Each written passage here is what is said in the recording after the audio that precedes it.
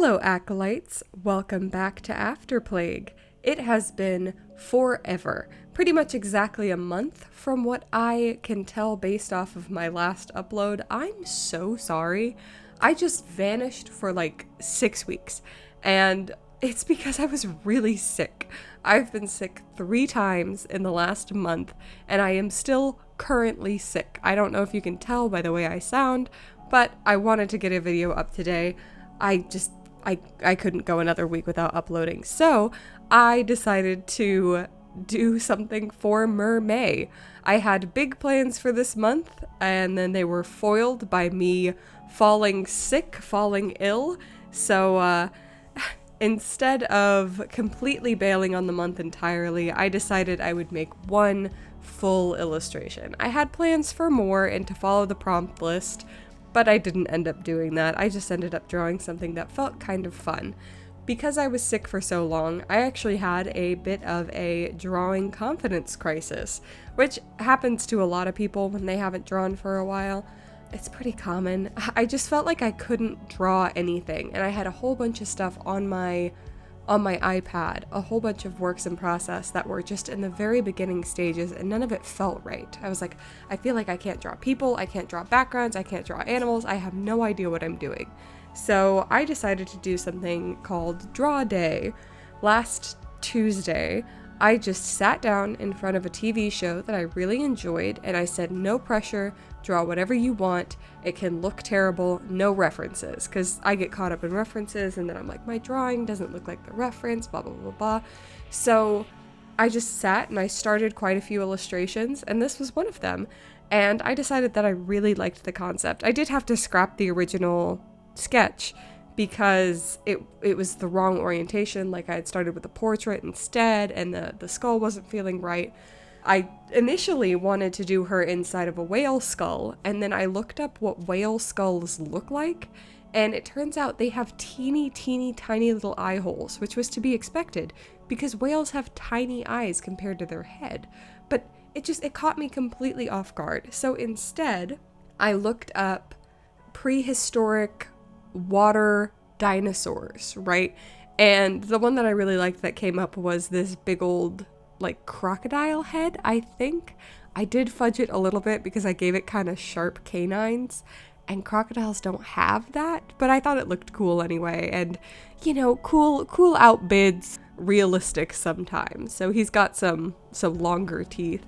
I also looked up, I wanted to give her some companions that she's interacting with, so I looked up some deep sea fish. I have no idea what this fish is, but I love them. Their little swoopy nose is so cute. Yeah, they're adorable, and I think they added a lot to this illustration. So every step of this illustration was a bit of a challenge to get back into. The sketching I was okay with because I had been doing that. That's something that I had maintained, is I had still been sketching, but I hadn't completed anything in ages. So leading up to this illustration, I had been doing line art on other drawings, I had been trying to get back into the groove, and once I felt a little bit more comfortable, I was able to commit to this illustration, which had characters, animals, backgrounds, colors, line art, all of this stuff that I was feeling like I hadn't done in ages, and I feel like it turned out pretty well. Added in these rocks sort of going back to front with the sort of atmospheric depth of the water that makes the ones furthest away the lightest and the ones closest the darkest. Plus I added in this nice foreground element that I think really frames the illustration nicely. This is also the first time in a while that I picked my own color palette. I tend to lean on generated color palettes a lot just because they are really helpful to me in terms of not having to think too hard about the coloring process. But for this one, I decided to choose my own colors. I'm currently tutoring a young boy in color theory, so I was like, well, if I'm gonna talk the talk, I should walk the walk and try and use my knowledge of color theory to choose my own colors. So I decided on this sort of complementary color scheme of the desaturated blues and yellows.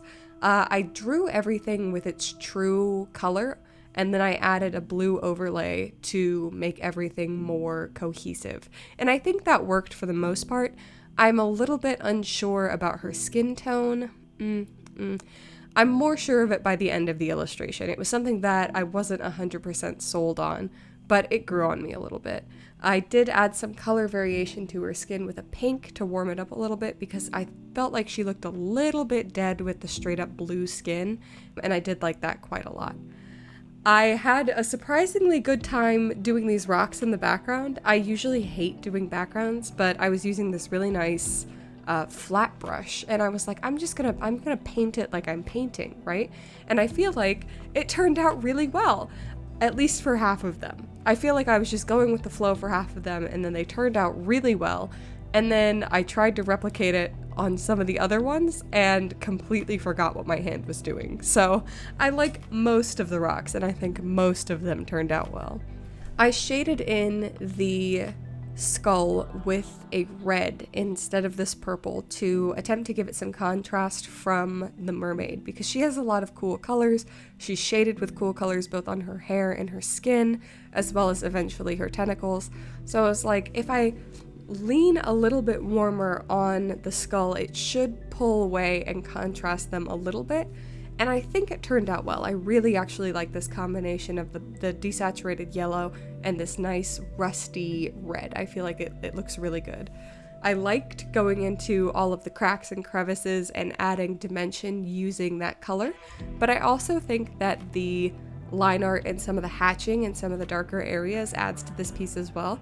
This was also a bit strange because the piece is half lined and half painted, essentially.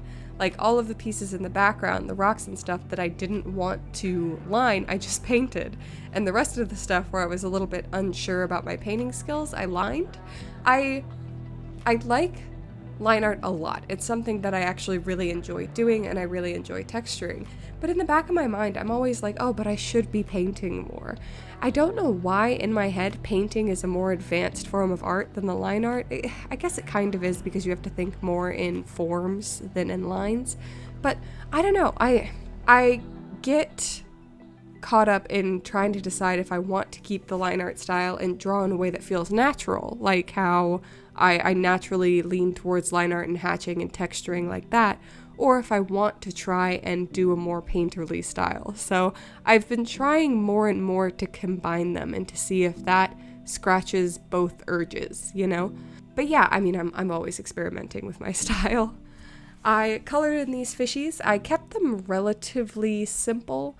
The only thing I really gave them was these scales that were like really reflecting the light, and I feel like that makes them look sparkly and a little bit bioluminescent, which is kind of the goal. I imagined her being pretty deep in the sea, and I think if there was one sort of complaint that I had with this artwork, it's maybe that she doesn't look like she's as deep into the ocean as I pictured. And I've drawn some deep sea mermaids before. I'll put one up on screen now. But yeah, I'm not 100% sold on the fact that she's a deep sea mermaid. It took me forever to color in her squid part, but that's because I found a really cool reference of a squid and I wanted to try and imitate it. Essentially, her tail is the entire body of the squid, minus its eyes. I felt like that was a little bit creepy, maybe. So she essentially, her body comes out of the top of the squid's head. So they're sort of like transparent and a little bioluminescent, and they're blue and they're orange, and they've got all these spots and freckles and shiny pieces, and it was a really, really beautiful squid, and I tried to capture at least some of that in my illustration, and it was pretty fun. I went in over top of everything and just added in these little suckers. I didn't line them because I thought that would take forever, so that also helped with the combination of the painterly and the lined art style.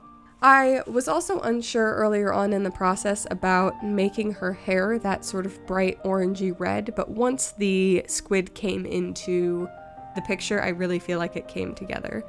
The final touches, I sort of added some borders and some scales to her body, and then I decided, well, actually my boyfriend suggested that I add some moss to the skull, and I think it turned out pretty cute. So that was my MerMay 2023.